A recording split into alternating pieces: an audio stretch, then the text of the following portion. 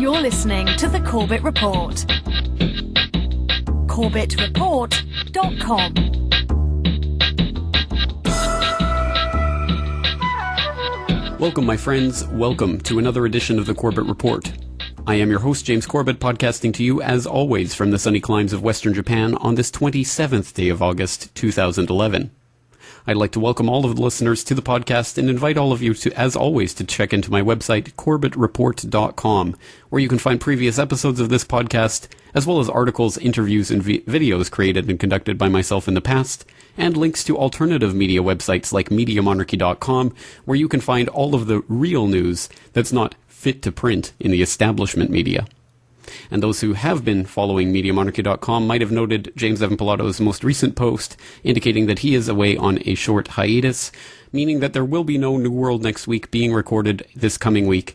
But the following week, we will be releasing an episode of New World Next Week just a few days before the 9/11 10th anniversary, so you can bet your bottom dollar we'll have lots of 9/11 news and updates to go through at that time.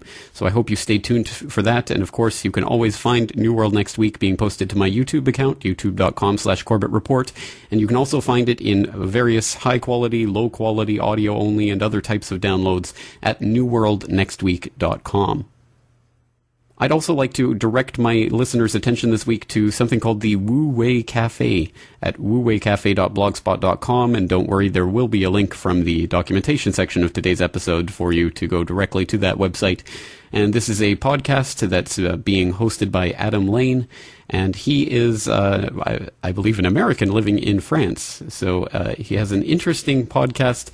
It's very, very different, I would say, than the Corbett Report, but still definitely worth listening to. And he took the time to interview me a couple of months ago, and that episode of his podcast has just recently been posted. So I'd like to direct listeners to that. I think it's an interesting interview with me because it was recorded late at night, and I was feeling rather retrospective and introspective that night. So it was it makes for a very philosophical conversation, and I think there's a nice vibe to it, and he put it together quite well with the audio and everything. So I hope people will check into that interview and check into the Wu Wei Cafe generally. And finally this week, I would like to once again offer my wholehearted thanks to everyone who took time out of their week over the course of the past week to contact me through the contact form on CorbettReport.com and give me your well wishes and offers of support as I attempt to make the Corbett Report my full-time endeavor from September 1st. Again, this is a huge, huge step for me, so I truly do appreciate all of the support that I've been getting in the last few days through the website. And once again, as I am still working a full-time job and juggling trying to move to a new apartment and all sorts of things are going on behind the scenes, I'm afraid I don't have time at the moment to really respond to everyone who's taken the time to write in. But I just want to let you know right here that I truly do appreciate all of those offers of support and the well wishes, and all of that is greatly appreciated. So thank you very much to each and every one of you listeners out there. Subscribers and people who've bought the DVD and people who have just handed out this information to others, or people who are just providing me moral support. Without all of you, this report truly wouldn't be possible. So thank you once again. And finally, today, of course, we have a lot of information to get through, as always, so let's get straight into this jam-packed episode.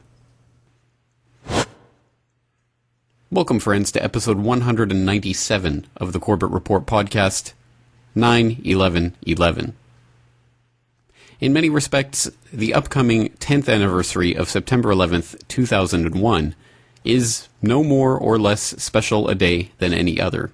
It's just another day on the calendar, and no more or less worthy of being a day for introspection or contemplation about what happened on 9/11/2001. Nevertheless, humans are emotionally charged creatures, and anniversaries, of course, present us with an opportunity to once again reflect and cogitate on the events of the past. And just as the wedding anniversary or a birthday gives us an opportunity to celebrate those good things that in our past, well, anniversaries of tragic events also give us a chance to relive what happened, to think about how it's changed our lives, and to act accordingly on that information. It can be an important and very valuable part of the grieving process, and for that reason, and because it is so deeply embedded in our human psychology, the social engineers know to use these anniversaries of great terror events as another chance to catapult the propaganda surrounding these events, as George W. Bush once famously put it. Sickeningly, this anniversary gives the perpetrator of the spectacular terror events that we witnessed 10 years ago another opportunity to parade on the rubble, metaphorically speaking, and bullhorn the world about how they're all going to hear from us soon.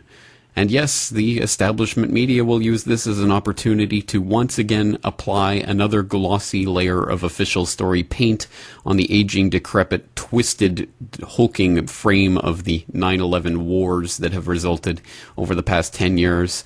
There will be another attempt to rally the people around the flag and to call into question anyone who dares to say that there might be something other than what we've been told about happening behind the scenes regarding 9/11. And in general, people will be once again herded into their little box, and the establishment media will do its best to try to tell people that everything is okay, that the world is a better place because we have started all of these wars as a result of 9/11, and that anyone who has any questions about this is simply crazy. We've seen this happening more and more lately, and unfortunately we're going to see more and more of it as we continue to approach the 10th anniversary, and I've certainly noticed it myself, and I would imagine that most of you out there have seen it yourselves. From every aspect of the establishment media, from the controlled left-right paradigm of the major mainstream networks, from ABC to CNN to Fox, I've seen more and more stories cropping up. There's an AP reporter who's now filing regular reports, traveling across America, filing reports about how 9/11 has affected various people and what the 10th anniversary means to them.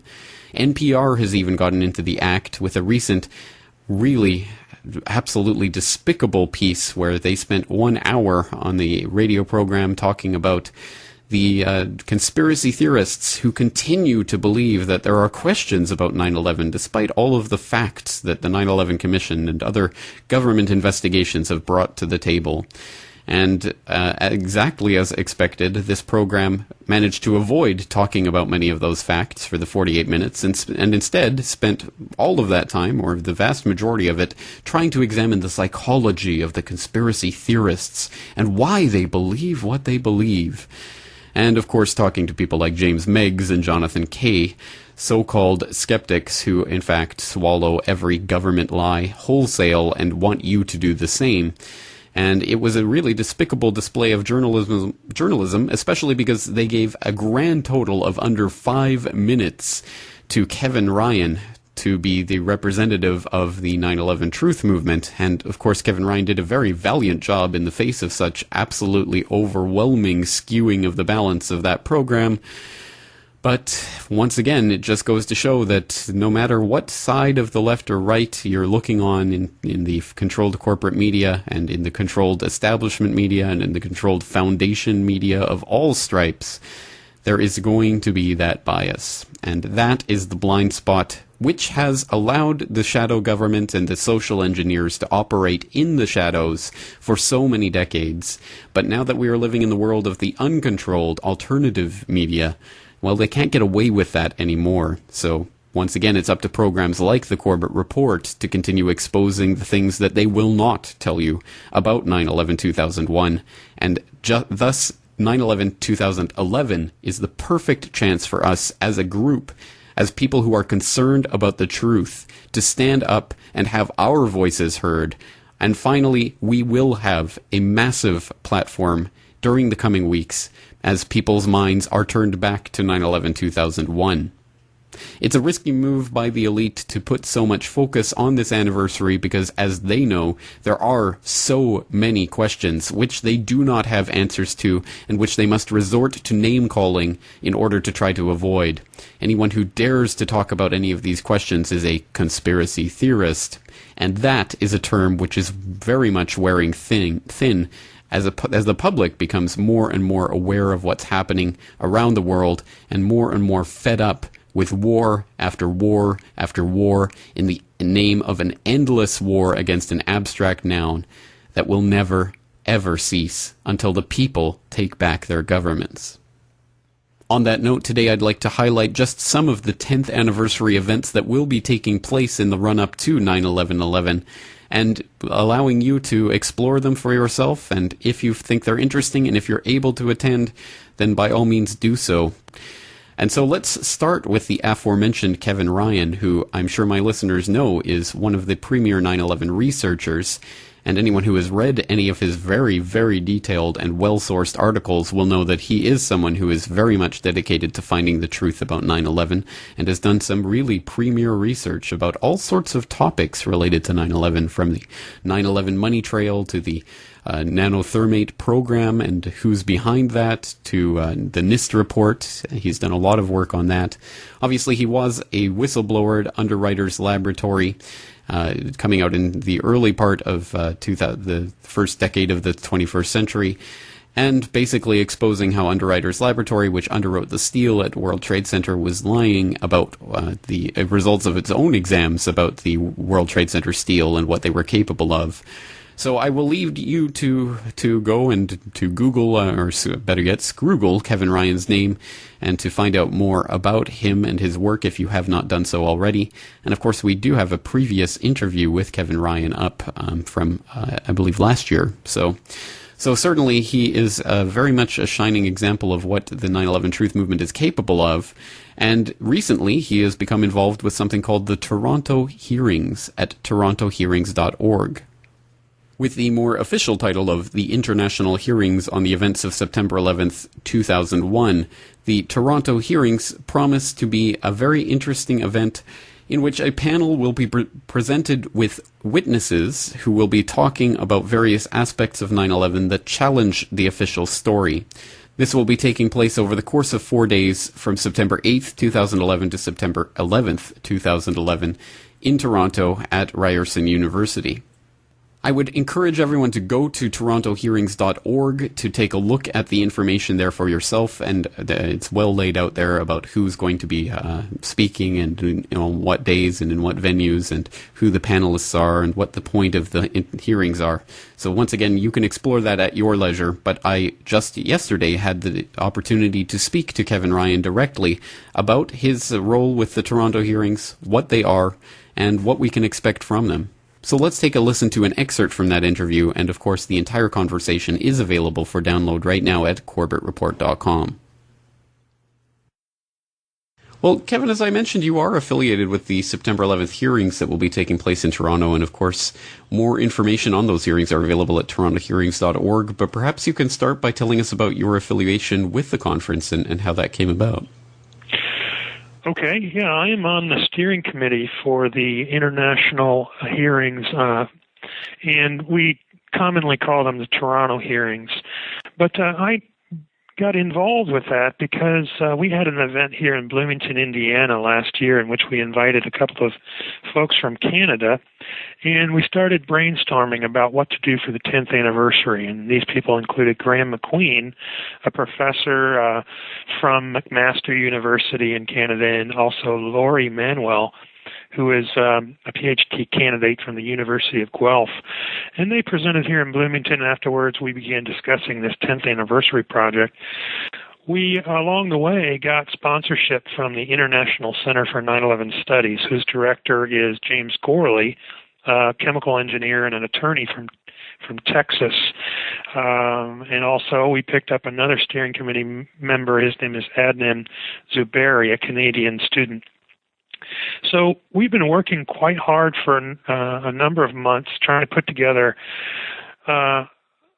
these hearings which are going to present evidence that the U.S. government's official investigations are seriously flawed and have failed to describe the events of 9/11.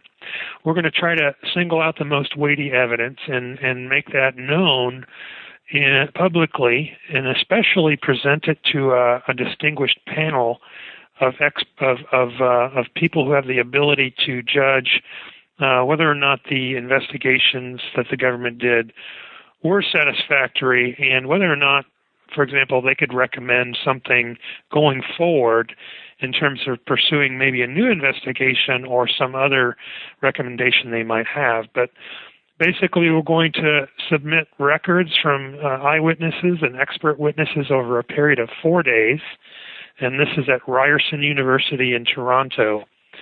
And, each of these witnesses is going to sign a declaration that what they're presenting is true to their best of their knowledge, and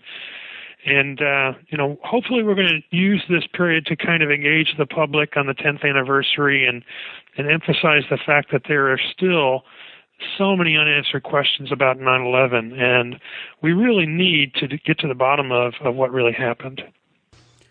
Well, there's certainly little doubt about that. So, are these hearings being structured as a court trial type of basis, or is it like an international tribunal, or how are you basing the structure of this hearing? Yeah, it's not analogous to a trial. It's more like a grand jury hearing. And so we're presenting evidence in such a way where the panelists can simply decide whether there's a prima facie case that that there's the official investigations are not satisfactory, that in fact they did not describe the events of 9/11. It's not a trial in that we're not, going to pass a verdict of any kind. We're not looking to pass, say someone or some party is innocent or guilty. And we're also not going to present every side of every issue. We're not trying to cover the entire gambit of every unanswered question of 9/11. We're trying to focus in on the best evidence that we believe has the most consensus, and in that way, get hopefully objective and unbiased distinguished panelists to give us some recommendations. We're going to write a report at the end. The report is going to be based on the recommendations from these panelists, and it's going to be final edited by the sponsor of the hearings, James Gorley, the attorney from Texas. So what is the goal of the Toronto hearings? What would you ultimately like to see coming out of this conference? Well, I hope that we're able to collate evidence, the best evidence together and preserve it and get one step closer to presenting the case that there really needs to be an impartial international investigation into what happened on 9/11. And it needs to be international because really what happened on 9/11 is not at all limited in impact to the cities of New York and Washington, D.C., and it's also not limited in impact to the people of the United States. It's really impactful to the entire world, and everybody has a stake in finding out what the truth is behind what really happened. So we're trying to break this open. We're trying to take a step outside of the United States, although we're still going to be close. Toronto is actually relatively close to those areas where the attacks occurred, and within easy traveling distance for most Americans. So at the same time, we're going to try to have an international atmosphere where, for example, we have panelists that include a man who is an honorary member of the Italian Supreme Court. He's the honorary president of the Supreme Court of Italy. And Fernando Impazimato is his name, and he's presided over quite a few very well-known cases, including the attempted assassination of Pope John Paul, some mafia cases and kidnapping cases and so forth. We have a distinguished psychologist, a professor emeritus from Canada. We have one of the most well-known scientists in Canada, Richard B. Lee. We also have an American professor emeritus from the University of Tennessee, who was, among other things, a member of the U.S. Army Corps of Engineers, and so forth. We have a very good panel we believe is going to be impartial and objective and taking a look at this evidence and providing recommendations for moving forward in terms of getting towards the truth. Well, that is certainly exciting. So tell us about some of the other witnesses who will be presenting evidence to the panel and what types of evidence that will be presented. Okay, yeah, the schedule includes 4 days. As I said, we're going to begin on Thursday, September 8th at Ryerson University again in Toronto, and we're going to begin with kind of a general statement about what we believe is wrong with the major reports. We're going to include also some comments from a 9/11 family member, Lori Van Auken, who has recorded a personal statement for this purpose. We have Professor Lance DeHaven-Smith coming from Florida State University to talk about 9/11 in the context of what he calls state crimes against democracy. So this is a fairly new term, but he'll be able to explain to us what he has meant when he coined that term. And David Ray Griffin, a professor from California, will go over the problems with the 9/11 Commission report as he sees them. I'm also going to testify on the first day with regard to the National Institute of Standards and Technology and their report on the World Trade Center. And then we're going to move into day 2. We're going to have a witness on the air defense failures who is still yet to be confirmed, although we believe that is wrapped up. It's kind of a personal matter until that person can confirm. We have an eyewitness to the Pentagon event. We have Professor Michelle Chossudovsky from Canada, who's a well-known leader and in the truth movement. We have Paul Zaremka talking about insider trading. Richard Gage will be there. Then on day 3, we're going to have a whole day of testimony related to the World Trade Center, including Graham McQueen and his groundbreaking work on eyewitness evidence related to explosions, David Chandler from California, who did some very good work in getting NIST to kind of admit that the building 7, the third building that fell on that day, did fall in free fall acceleration for a period. We're going to have John Cole, who's done some great experiments with thermite and other experiments with regard to the World Trade Center. Niels Harrit, as well, a professor from Denmark, is going to talk about the incendiary and explosive residues found in the World Trade Center dust. And then the last day, as well, we'll wrap it all up. We'll have Peter Dale Scott talking about 9/11 and the deep state, Lori Manuel talking about psychological resistance to alternative accounts to 9/11. Senator Mike Gravel will be there to talk about state deception in the past and going forward. You know, Mike Gravel read the Pentagon Papers into the national record when they were originally brought out. And then we're going to have final remarks by a 9/11 family member. And we'll have remarks throughout by the panelists, as I discussed, and by 2 moderators who are going to guide us through the whole process. The moderators include Professor Michael Kiefer from the University of Guelph and Professor Matthew Witt from the University of La Verne in California. So we think this is going to be a really historic event, careful and objective look at the evidence, and hopefully we're going to make a real difference in moving forward with an international look at the events of 9/11. Once again, Kevin Ryan of TorontoHearings.org. And I would humbly suggest that it would behoove the listeners to check out TorontoHearings.org. And if you are lucky enough to be in the area or to be able to make it to the area for September 8th through the 11th, I would suggest that you do consider buying tickets. At the moment, there's only the one option of a $200 ticket that will give you access to all 4 days and all of the witnesses and all of the hearings. But as we approach 9/11/11, perhaps they might be making some of the events available as individual tickets. You'll have to keep an eye on the website for that. But I certainly think, given the lineup of guests and the topics that they're going to be talking about, it would certainly seem to be well worth the money. And if I was anywhere in the area or able to make it anywhere near the area, I certainly would be attending if I could.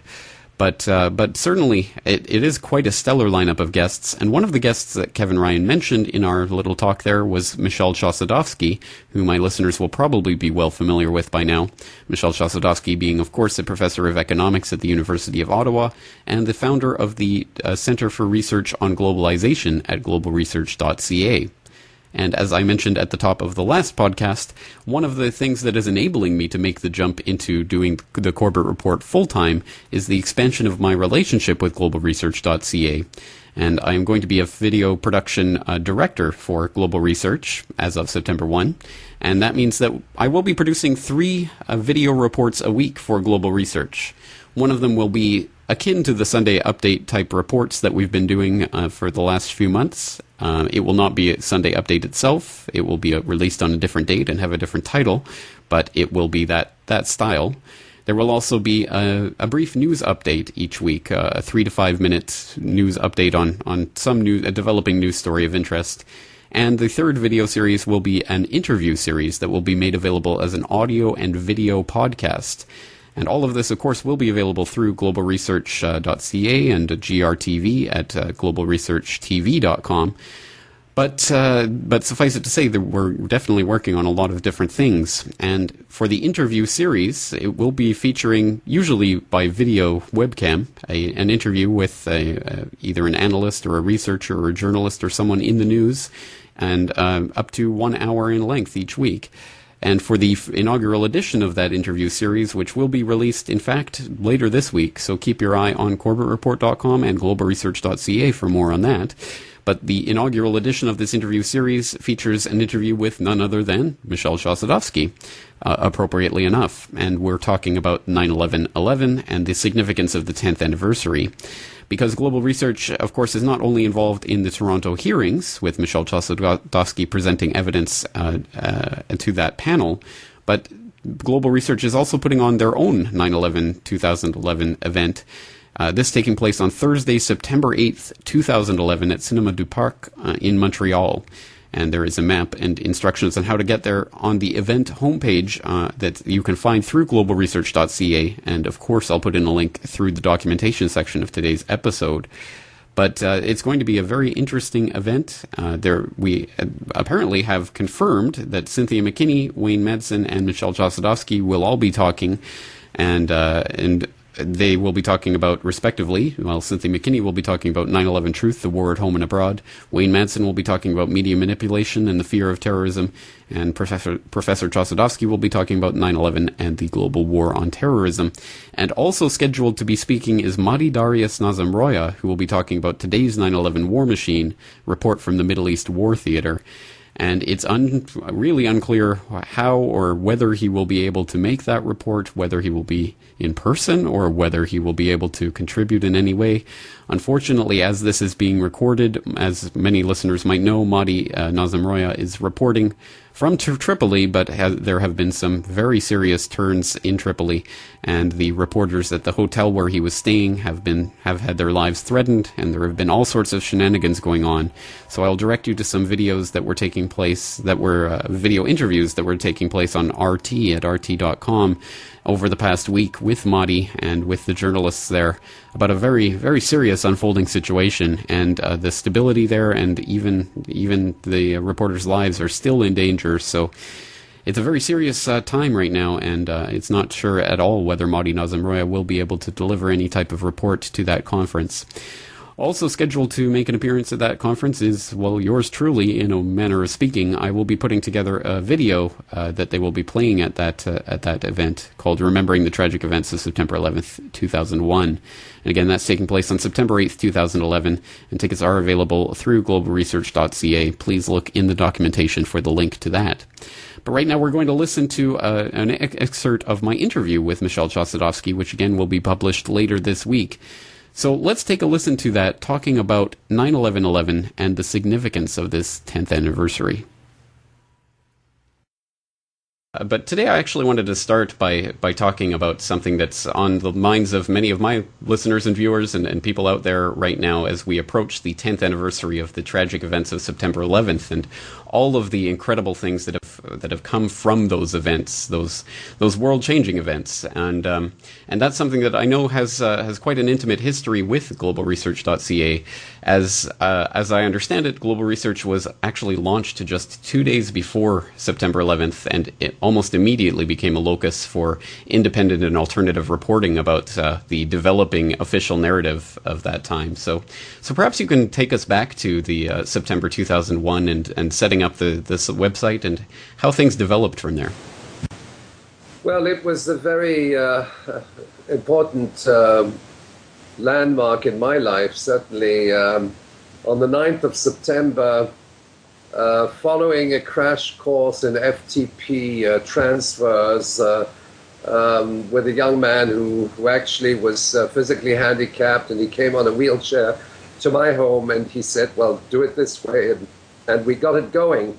And so on the 9th of September, essentially operating with front page and very rudimentary software, we launched the website. I manned it from my home. It was I updated it. I had a student actually in philosophy was helping me with the postings, and this was on the 9th of September 2001, and then I recall vividly on the morning of September 11, I was driving to the office at the University of Ottawa, and I listened to the announcements on the radio. And when I got to the university, a little bit before 11 o'clock, the Bush administration had already declared, without any evidence, that Al-Qaeda, with the support of the Taliban government of Afghanistan, were behind the 9/11 attacks. And this statement was actually made by George Tenet, the head of the CIA at the moment, at that particular time. And then in the evening at 9:30 p.m., they convened a war cabinet. They convened a war cabinet which was integrated by a select number of top intelligence and military advisors, and then they launched the war on Afghanistan, essentially.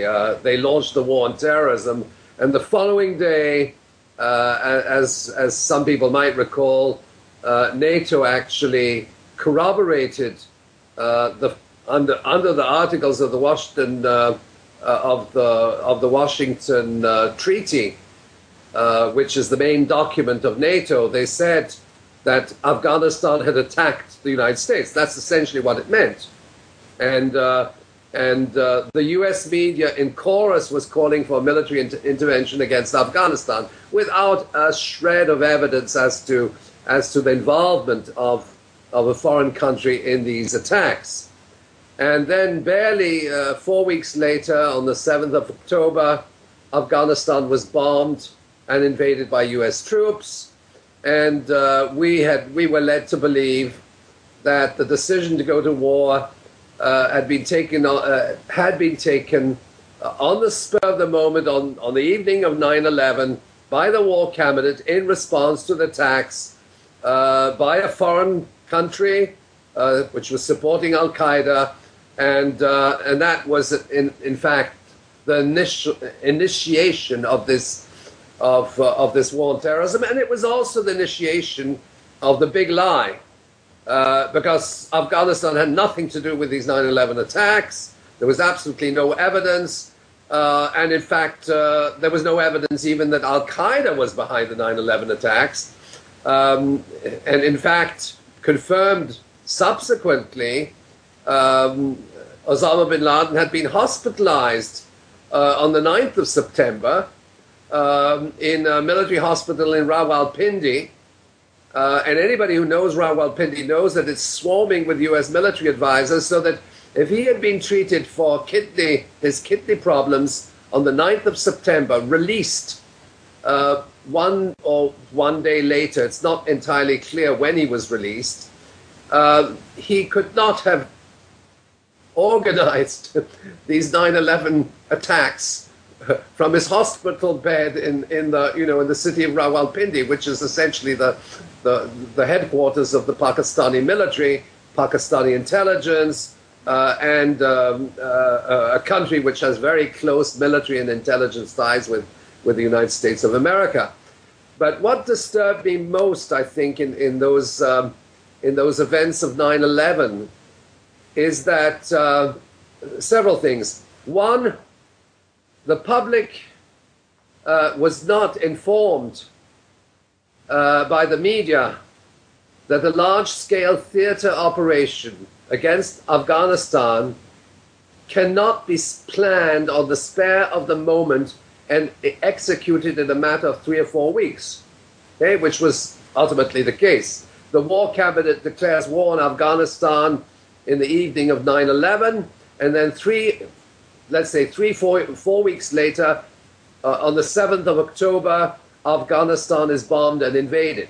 And anybody who has the minimal understanding of military planning will know that that type of operation takes months and months and sometimes years of preparation.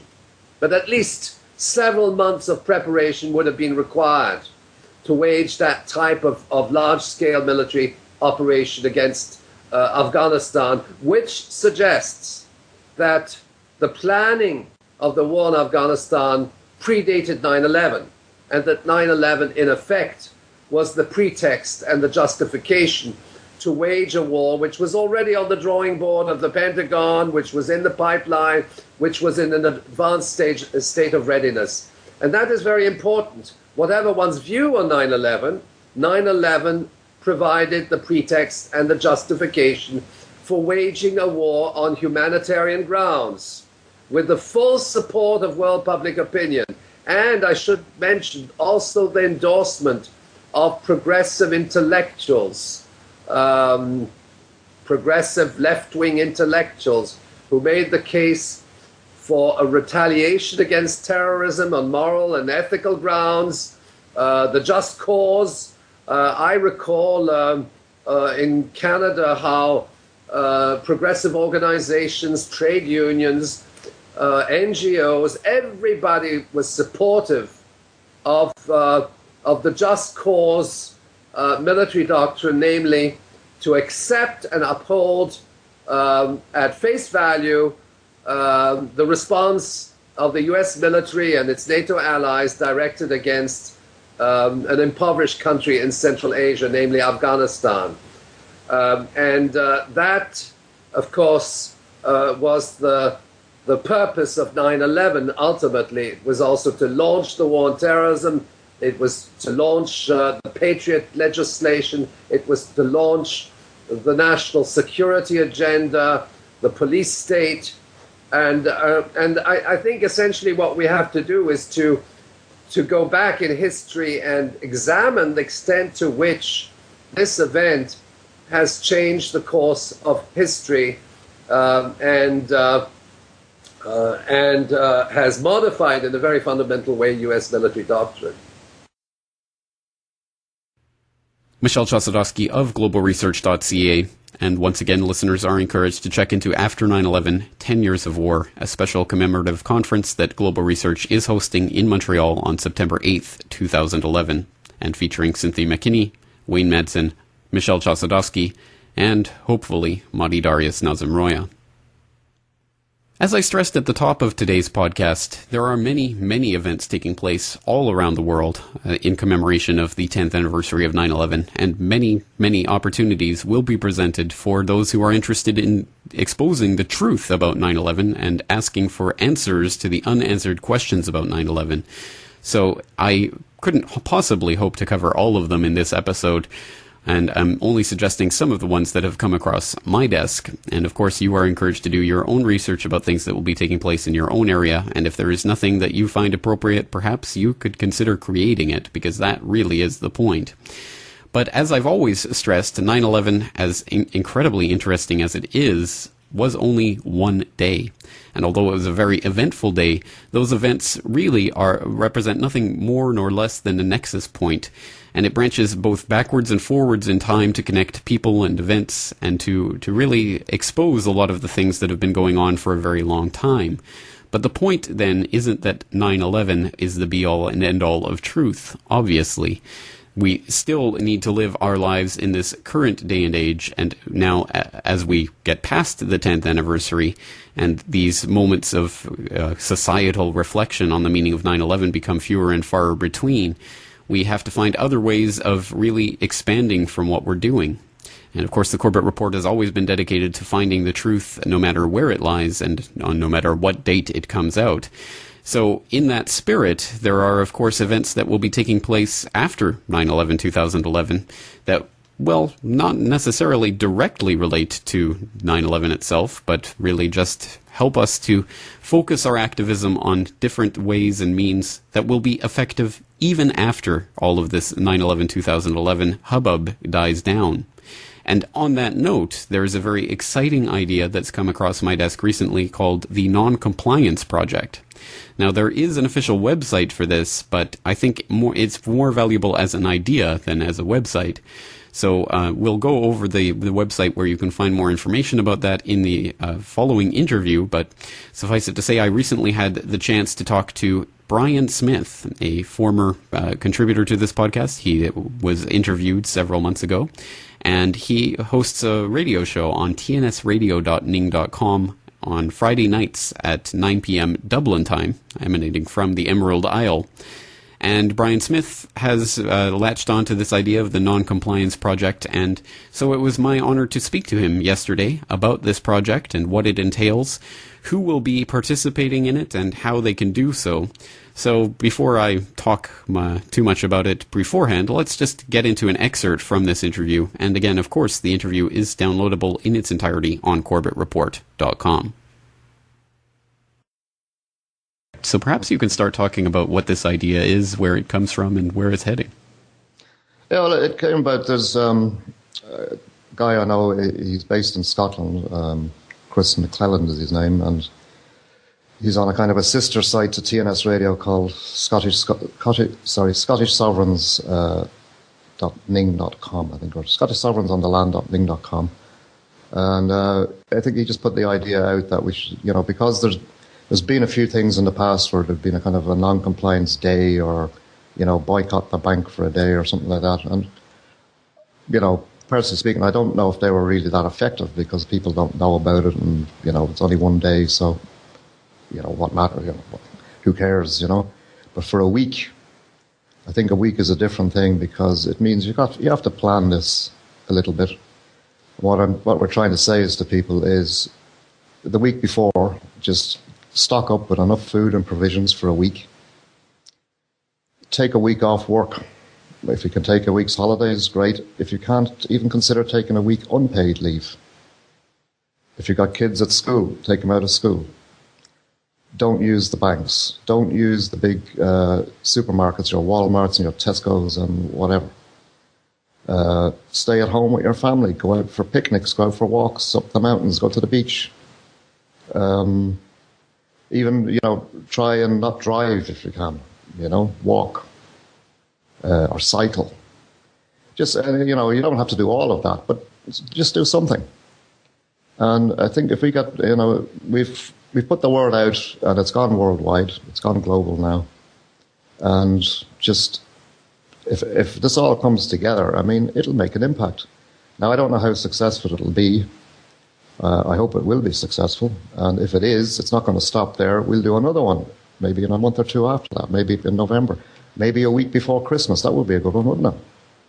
It certainly would. Well, absolutely, especially during the height of the consumerist holiday that Christmas has become. Yeah, exactly. Well, and again, this is another situation in which it's like a muscle we have to continue to flex, and just because we can't lift the 1,000-pound weight the first time doesn't mean we can't do it, after years and years of training. So again, I think this is a great idea, and it has it has the potential to become a huge and hugely devastating thing for the globalists who are trying to enslave us. And I think I understand the concept behind it, but perhaps you could describe in your own words why it's so important for people to start removing themselves from the system. It's important because people are living in a kind of a state of fear at the moment, and there's a very easy solution to all of this, and this is what I think where non-compliance comes in. We stop feeding the beast. That's what they're afraid of. They don't mind us talking about all this stuff on in the alternative media. They can put up with that. But as long, what they don't want is actually people getting out there and doing something that's going to hurt them. And this will hurt them. If it is, once people start realizing that, these governments, these corporations are not out for us, for the ordinary people. They're out to screw us. Okay? So all we have to do is say, right, withdraw our consent, just remove ourselves from this, and we'll say, like, we'll do it for a week, and then we'll do it for 2 weeks, and we'll keep doing it and let it grow. And once we all come together, because that's the main thing, once people all around the world come together and do this, you know, what can they do? You know? Yeah. Good question. What can they do? What will they do? And that's also part of the point. I mean, flushing them out to make them act like the dictators they are, so that that can be exposed for the people who are still in denial. So I think it's win-win in a lot of ways. So, but as you know, it's, as I say, we're trying to get it out globally, and hopefully that people will pick up on it. And you know, there's nowhere in the world now where people are not suffering. You know, we're all, doesn't matter whether you're in Africa, Asia, Europe, America. It doesn't matter. People are suffering now all over the world. We're feeling this this global empire is creeping up on us all. And unless we stand up and be strong, you know, we're doomed. But I'll tell you. But if we do stand up to this, we can win. And I feel we can win. I completely concur, and that's exactly why I'm here doing what I'm doing, and I'm sure that's why you're doing what you're doing, because we can win, and we just have to stand up and start asserting our rights. And I think so much of what we're seeing going on in the world today stems from, of course, as we're approaching the 10th anniversary of 9/11, I think it stems from that as a type of catalyzing event. And that's not to say that all of these problems started or really culminated on that day, but so many things came to a head and really started to affect our world there. So as we're approaching the 10th anniversary of 9/11, perhaps you can talk about the effect of that and how it's really brought us to the point where we're at now. Yeah. Well, I mean, you know, when it happened at first, I found it, you know, found it just hard to kind of understand how it happened, and I kind of went with the so-called official story for a while, but then I started hearing a few things myself that, you know, something wasn't right. And I mean, the way I looked at it was that it was used as an excuse to invade Iraq and Afghanistan, which, you know, obviously happened. But then I noticed there was a bit more to this, and I just kind of started asking, you know, digging and doing a bit more research, and I found out there was a far bigger agenda to this. And I mean, it was a kind of a major moment in our history, really. I mean, it was the final kind of, well, not the final action, but it was just an action to say that, you know, we're now coming to get you. This is what we're going to impose on the world. And if you look what's happened since, you know, we've got wars everywhere. We've got now in the middle of a total economic collapse. Our rights are being taken away. We're just seeing the corporate fascist empire beginning to take over, and it's all linked in. Everything is linked in. So 9/11, although it was one singular event and a tragic event at that, but just look at what's happened since. And so I think this is where the non-compliance week thing comes in. It's like the day after, if it's the 12th to the 18th of September, so it's the day after the 10th anniversary. And I think it's for people who know what happened on that day and want to, you know, and they've seen what has happened since, this is a chance now to say, right, we've had enough of this. We've had 10 years of this nonsense and we're not putting up with it anymore. Once again, Brian Smith of tnsradio.ning.com promoting the idea of the Non-Compliance Project, which I wholeheartedly think is a great idea, and I think it's something that, although we can focus our initial efforts on September 12th to the 18th of this year, I think, once again, this is something that will have to be continued, and we'll have to continue flexing that muscle until we can gradually train ourselves to do it more and more, because I think unhooking ourselves from the system that we've been put into is very much one side of the coin of what will be our eventual liberation. And the other side, of course, is to build up that community that we want to see, that we have to build up and bring into place the society that we want before we can really get rid of the society that we don't want. So absolutely, I very much recommend that people do participate in this non-compliance project and boycott the system in whatever way they're able for whatever length of time they're able, in whatever way they're able, and to spread awareness. I think that's the other side of the coin, to use that week as an opportunity not just to disengage from the system, but to re-engage with your community and to find ways to connect with people and to redouble your efforts to spread this information.